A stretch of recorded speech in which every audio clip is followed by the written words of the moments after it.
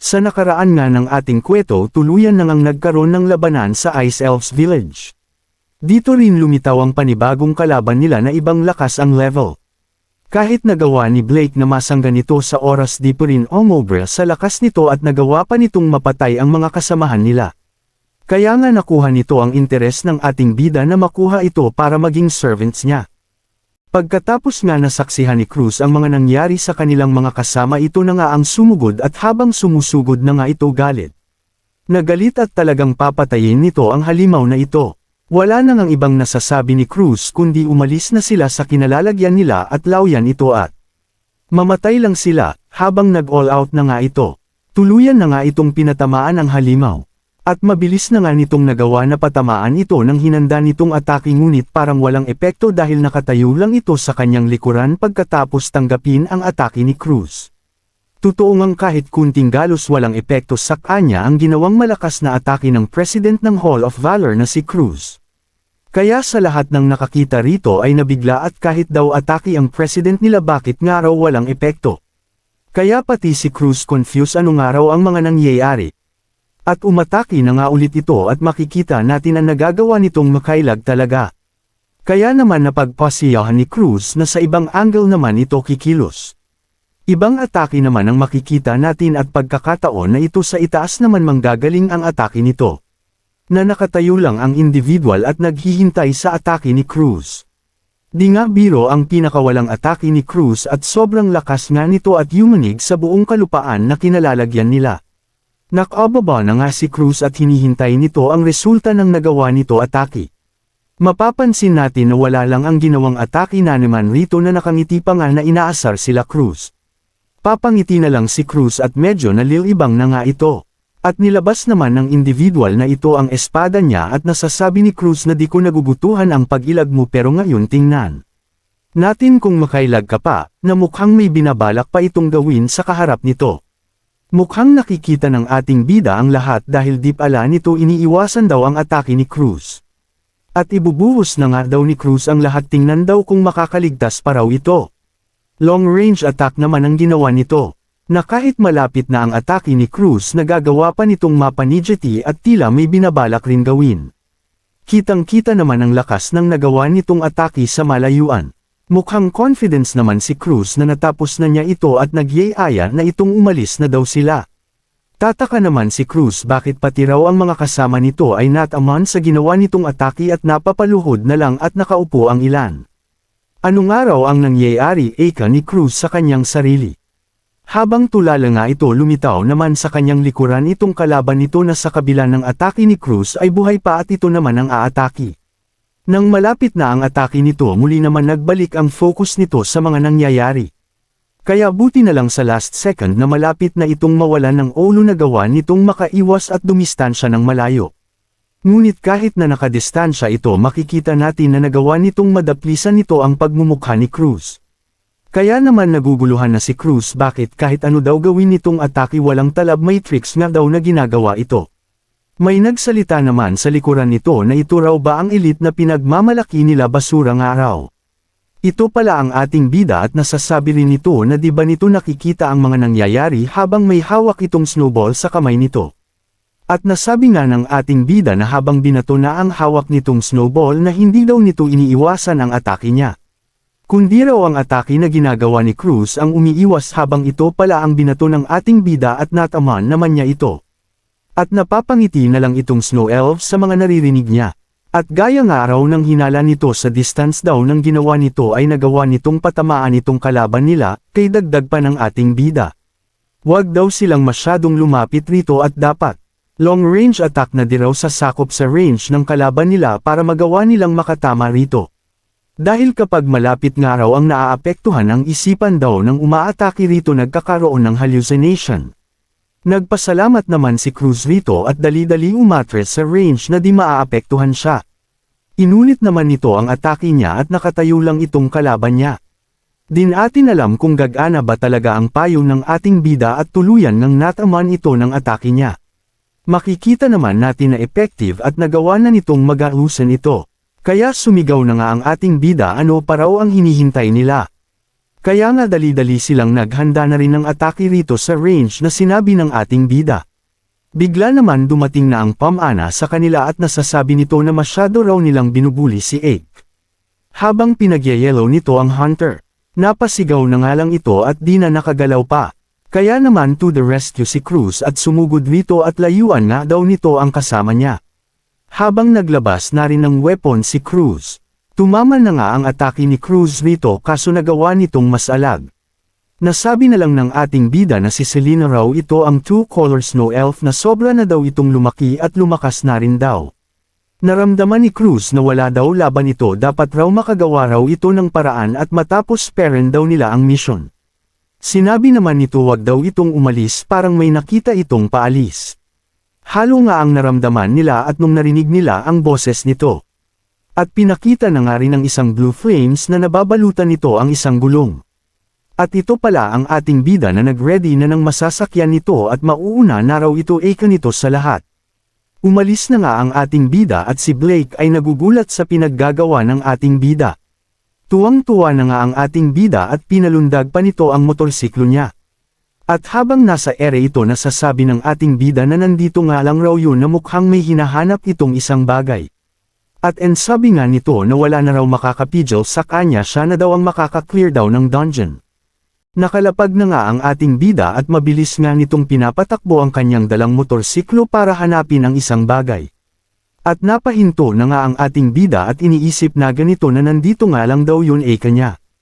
Kaya pala napahinto ang ating bida, nag-notify na pala ang system na narating na doon ito ang tamang location at may babas agin daw ito para ma-challenge na ang boss dungeon.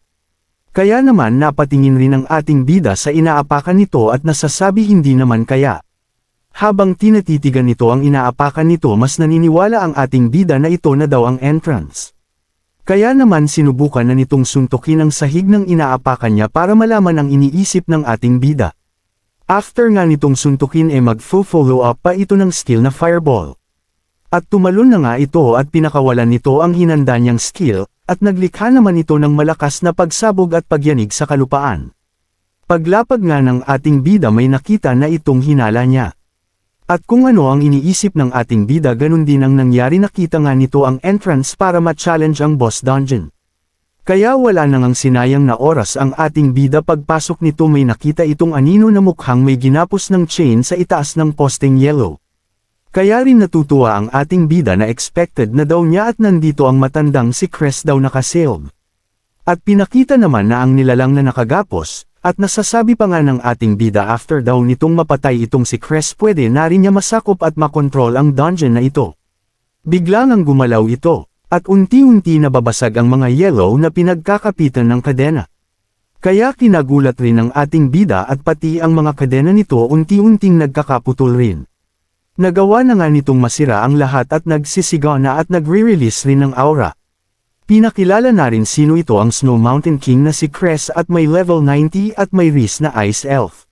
Bigla nga itong napatingin sa ating bida na naglilisk ang mga mata. Bigla rin sumugod ito at napansin ng ating bida na napakabilis ito at parating na ang atake nito sa ating bida. Tilapon naman ang ating bida sa ataking yun, na mapapansin natin hindi biro ang lakas nitong Ice King Elf na si Cress. Kahit na tumilapon ang ating bid, nagawa pera naman itong makakuha ang balanse niya at makatayo. At nasabi ng ating bida rito na ilang taon na rin ang nakalipas, wala ka pa rin improvement ng ating bida rito, at nasasabi pa ng ating bida. Sa isip niya ano bang nangyari raw dito habang nakasild daw siya. At inayos naman ng ating bida ang balikat nito, mukhang na-disalign ang mga buto nito. Nag-release na nga ng aura ang ating bida at gustong subukan ang Ice King Elf. Sumugod na rin ang ating bida ng napakabilis sa direction nitong si Cress, ang Ice King Elf. Nagawa rin naman masapak ng ating bida ito sa kanyang pagmumukha, mukhang nainda naman nito ang atake ng ating bida. Kaya nagawa naman ng ating bida na mapatalsik ito. At nagawa naman nitong gumamit din ng skill habang nasa ere ito dahil sa atake ng ating bida. Nag-create nga ito ng ice wall sa harapan ng ating bida. At di pala ito basta-basta ice wall ginawa nitong kulong ang ating bida. Unti-unti naman din nagagawa ng ating bida na makrack ang ginawa nitong atake sa ating bida. Nagawa na nga na makawala ang ating bida at sobrang lakas ang pinapakita nitong aura. At nasaktan nga ito at nasasabi ni Chris na mukhang hindi naman daw ito ang hunter dati at gano'n na daw ba katagal itong nakasilb. Nasabi na nga ng ating bida rito habang nasa harap niya at na-re-release ng nakatakot na aura at matinding pressure ano daw nangyari sa village nito at bakit ba daw mga hunter daw ba ang may kakagawan nito. Ika ng ating bida sa Ice King Elf na si Chris. Nasabi naman ni Chris na wala kang pake doon at wala kang karapatan para tawagin ako sa pangalan ko.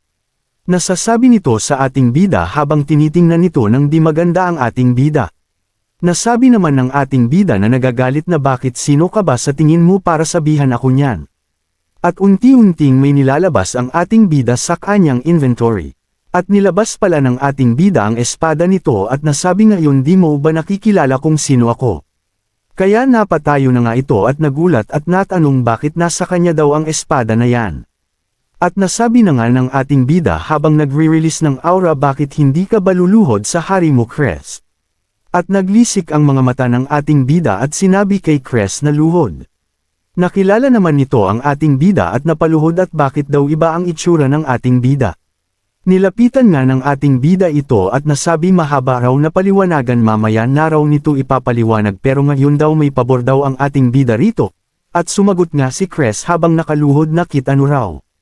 Gagawin nito para sa ating bida. Bigla naman may tumalsik na dugo. Mamatay daw ito ngayon eka ng ating bida at habang tiningnan ni Chris ang nakabaon na kamay ang ating bida sa may dibdib nito. Brutal nga ang ginawa ng ating bida rito na walang ano-ano binutas nito ang dibdib ni Chris. At nasabi naman ng ating bida wag daw itong mag-alala bubuhayin raw enta ito mamaya after daw ng raid na ito. At nasabi naman ng nakahandusay na si Chris na may lord kung hindi mo magagamit ang buong lakas mo di mo rin magagawang maklear itong dungeon. Nasabi nga ng ating bida na di ba pag napatay na ang dungeon boss okay na bakit nasasabi mong di pa matatapos ang raid. At sumagot nga ang nakahandusay na si Chris na yes totoo po yun may lord kaso di na po ako ang dungeon boss may pumalit na sa akin. Kaya nasabi nga ng ating bida kaya pala ang malamang na nangyari may naging mas malakas sayo. Bigla naman napuluha si Chris habang sinagot nito ang unang tanong ng ating bida kanina nung di pinalaman ni Chris sino ang totoong katauhan ng ating bida. Nasabi nito habang lumuluha may lord alam ko gusto mong malaman ang sino ang nag-ubos sa lahat ng villagers at hindi yun hunter. At napasigaw ang ating bida sabihin na lang daw ni Chris ng diretsyo sino daw yun. At sinabi na ni Chris ito daw si Selena yung half-blood ogre na yun daw ang babaeng niligtas ng ating bida noon. Siya daw nag-ubos ng buong village. Laking gulat naman ang ating bida sa nalaman nito, na hindi pa ito makapaniwala. Sa kabilang banda mukhang pinapakita ang grupo na iniwanan ng ating bida na sila Cruz. At hirap naman si Cruz sa kinakalaban nito at bakas din ang pag-aalala rito. Pinakita na nga ang tinutukoy ni Chris na si Selena na kanina pa nga ito nasa labas at nagpakita na sa mga kasama ng ating bida.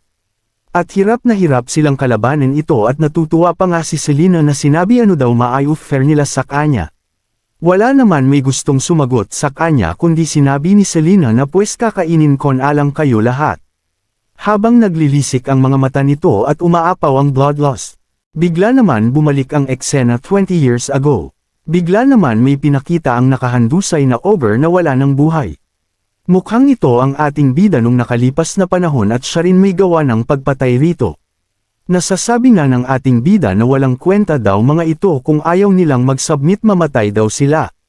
At may ananinag ang ating bida sa likuran nito at nasabi may isa pa palang nakaligtas. Ngunit nang nilingan ng ating bida na bigla ito. Pinakita ang nakagapos na bayang Selena. At pinakita ang village ng elf na ang layo ang itsura sa kasalukuyan. At pinakita rito si Chris habang nag-iinyunam sila ng ating bida at nagpapasalamat nga si Chris sa ating bida.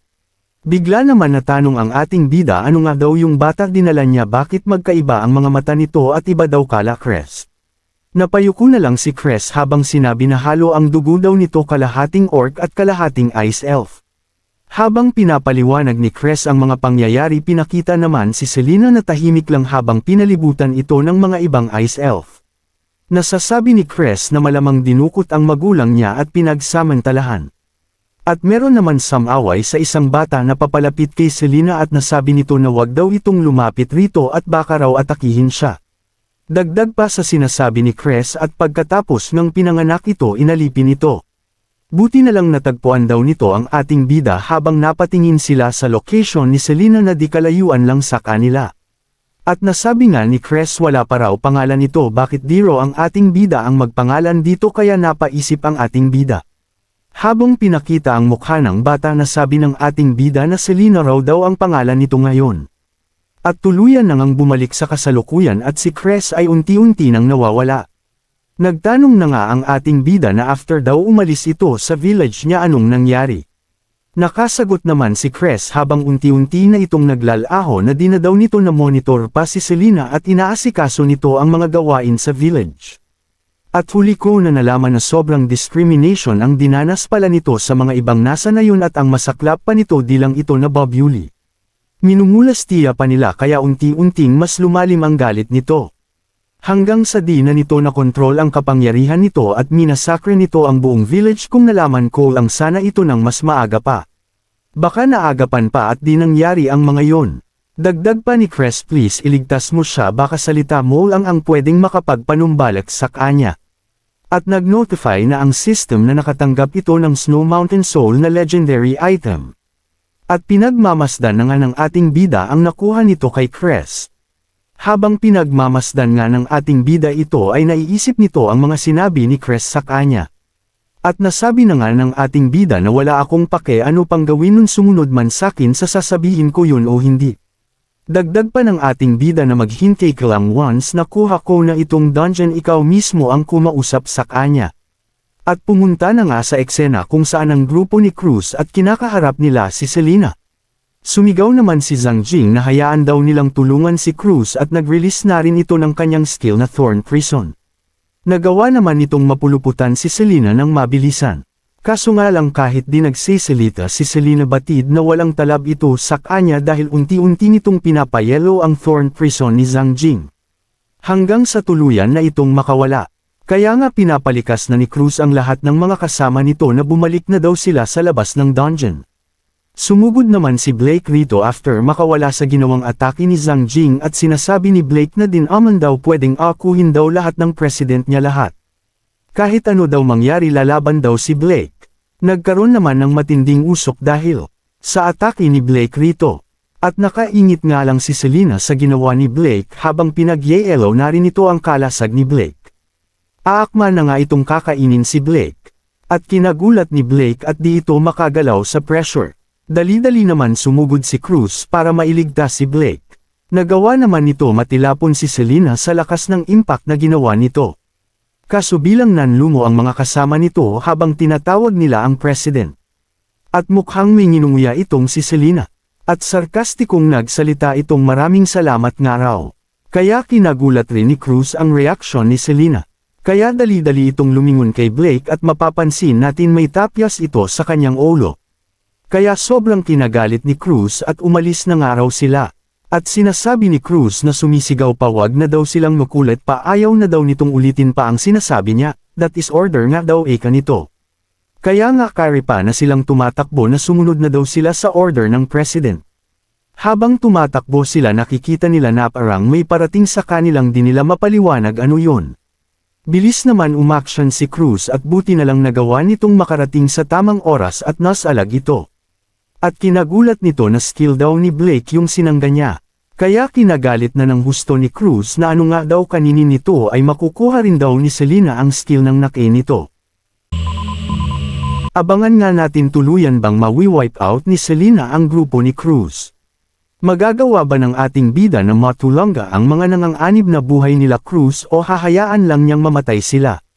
At aabangan na nga natin ano kaya sinabi ng ating bida kay Cruz bakit ito naiiyak. Kaya naman kung gusto mo pang malaman ang mga susunod pa na kaganapan maaari ka namang mag-like or mag-comments at palambing. Naring ng subscribe dapat naka-bell all para lag kang updated sa mga darating pan ating mga uploads. Muli maraming salamat sa suportang tunay.